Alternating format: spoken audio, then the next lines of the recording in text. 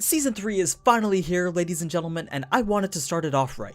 Welcome to the How Strong is Insert Character Here Overlord Explained Series, where you guys will vote in the community poll on my channel for which character you'd like me to talk about week after week. Today will be the updated version of my pilot episode from a few months ago. Though I have made 2 videos about Ainz in the past, the first one had a lot of mistakes and the second one was just kind of there. So here's those 2 videos edited together with a little bit of added extra, just to have one concise video on record for the Supreme Overlord himself. So let's begin. If you've ever googled Ainz's stats yourself, I'm sure you've either come across the massive wall of text that is his wiki page, or the shorter summarized version of his character card. But unless you're familiar with the game mechanics that make up the DMMORPG that is Yggdrasil, potential future video by the way, then you may not have understood exactly what you were looking at with this card. Here we have Ainz Ooal Gown, formerly known as Momonga of the heteromorphic race, with the title The Strongest Magic Caster with the Appearance of a Skeleton.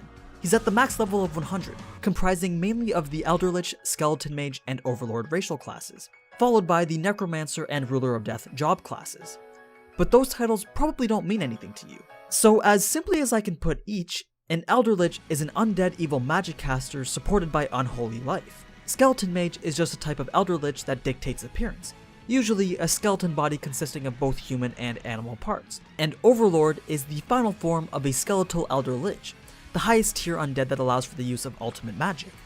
Then, as I'm sure you already know, Ruler of Death and Necromancy just refer to the ability to raise and command the dead. So just as any RPG video game works, those titles are just races that are chosen at the beginning of the game to limit the abilities and skills that you can use. Ainz's character was one that focused very highly on death magic over anything else. So when Yggdrasil was still a game, in terms of actual PvP combat, his character build wasn't the best at securing victories. It was more the use of tactics and equipment that granted him success in a lot of the PvP fights. So if you're considering just his bare-bones strength, Ainz really isn't that powerful, at least when compared to the other players who would be level 100. But in the new world, how many people do we actually know that are level 100?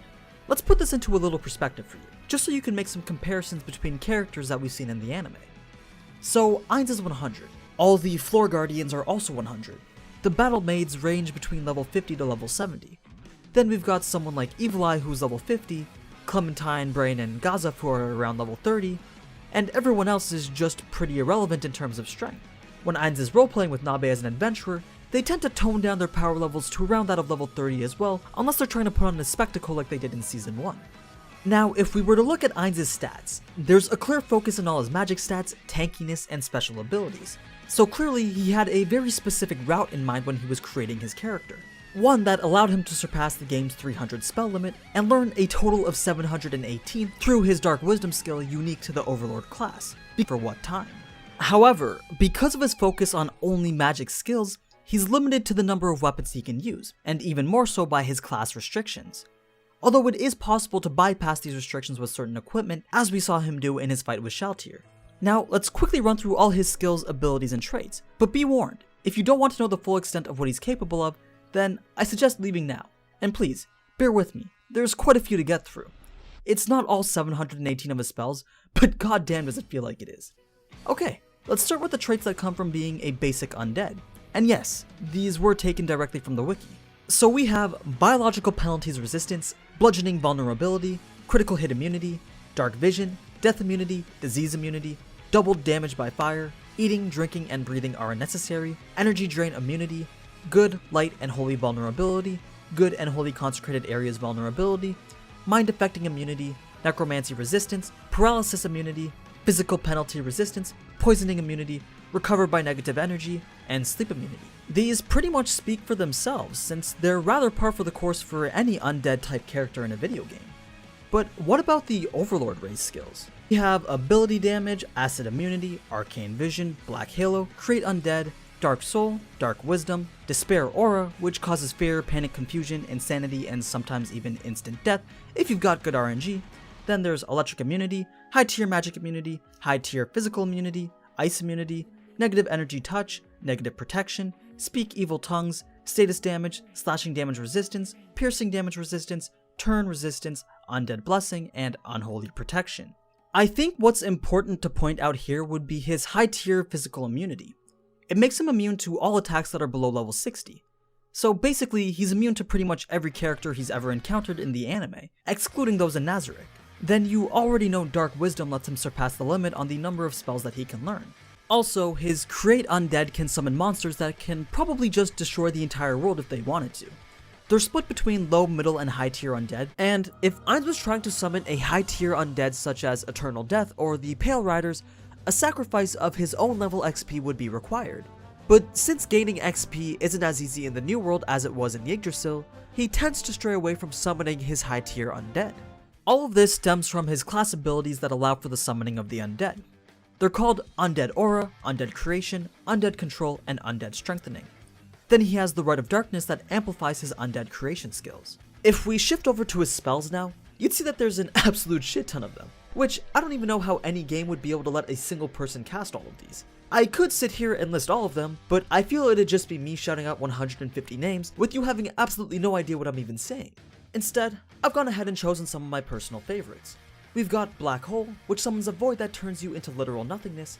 Create Fortress, which is a 10th tier spell that summons a 30-meter tall tower out of thin air.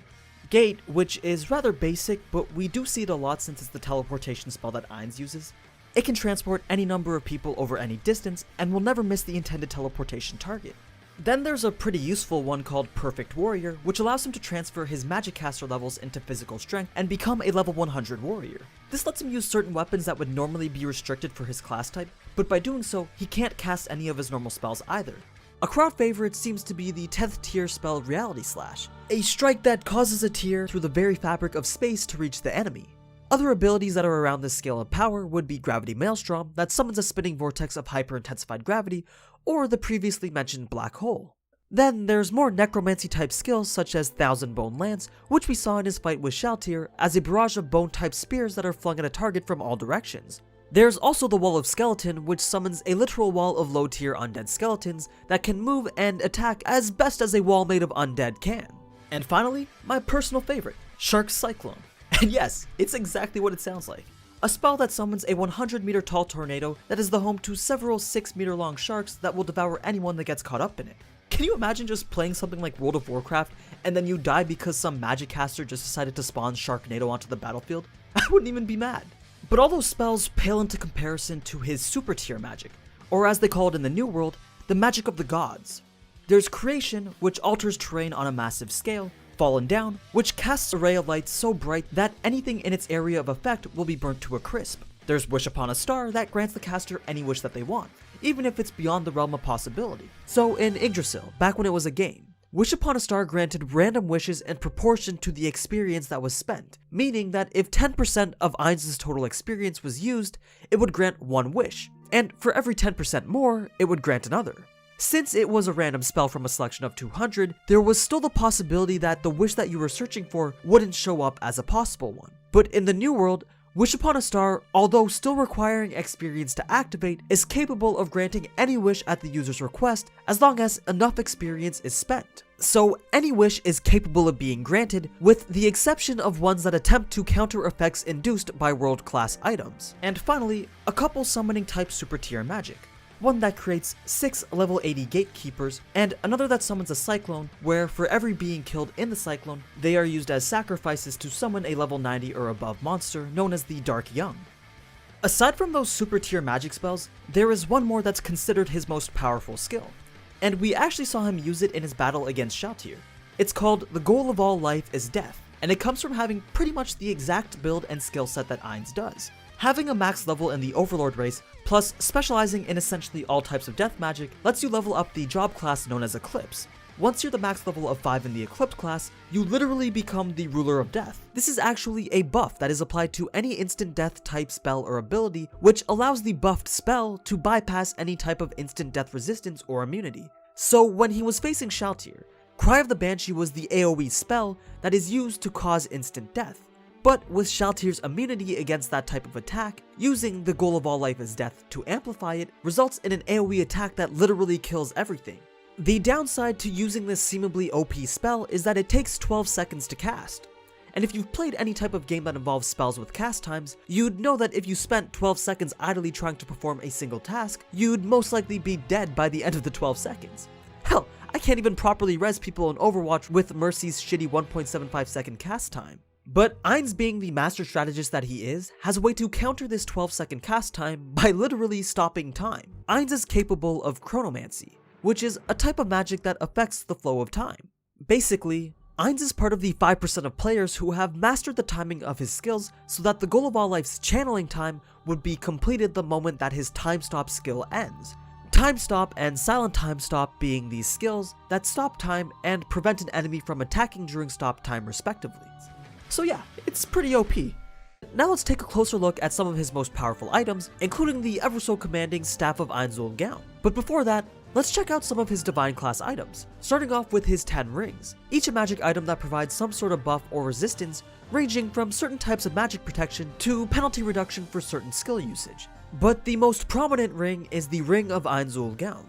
There exist only 100, and only 41 were ever worn, each by the members of the guild to signify their membership. Although not entirely useful as an item outside of Nazarick, its use comes from the ability to teleport the wearer anywhere within the confines of the tomb, with exception to personal rooms and the throne room. If you're wondering what his most powerful ring is, that would have to go to the pay-to-win item Shooting Star. It's an item that allows for the use of Wish Upon a Star 3 times at no experience cost. Then everything else from his robe and belt to the jewelry that he wears are all divine class items, which just means that they have a very high capacity to hold data. He also has other equipment as we've seen in the anime, just like the Mask of Envy or a modified version of Frost Pain. But since you've seen those in action already, I'm sure you're not as curious about them as you are about the staff, the guild weapon that represents the amalgamated efforts of every member that was a part of Ainz Ooal Gown. This is no ordinary item that was won through a mere quest or a difficult raid. It was crafted with treasure collected through many years of hunting, questing, and adventuring. The light novel put heavy emphasis on the fact that so many members of the guild had taken significant time from their real lives to put this item together. So if it represents the pinnacle of their efforts, what exactly does it do?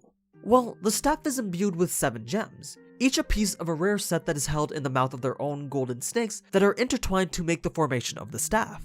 Each gem alone has their own unique powerful abilities, such as high-tier monster summons or greater control over one's class skills. But when combined, it grants the user even greater powers that would make Ainz's base stats here that much more powerful. And yes, that already overmaxed MP bar would go even higher. Although, before Ainz had entered the new world, the staff was never actually used by him, or anyone else for that matter, even though it had been custom built for Ainz's character. It was such a precious item that signified everything that the guild was, that it was just kept deep within the Tomb of Nazarick.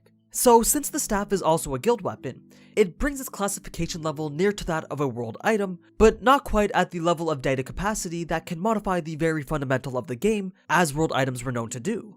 The staff also gives the wielder what's essentially moderator privileges to the Tomb of Nazarick, allowing them to modify restricted settings or NPC flavor text.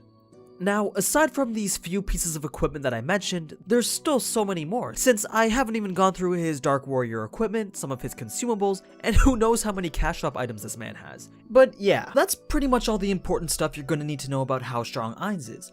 I apologize for this pretty much being a re-upload, but it didn't feel right having my most popular video ever have so much misinformation, and it was still getting quite a fair number of views, so I wanted to put something better in its place. If I had enough time, I would have just re-recorded the whole thing, but sadly this is still only a hobby of mine. Anyway, don't forget to go and vote in the community poll for the character that you want me to cover next. But as always, thank you so much for watching, and if you enjoyed this type of anime content, then you already know what to do. So until next time, ciao!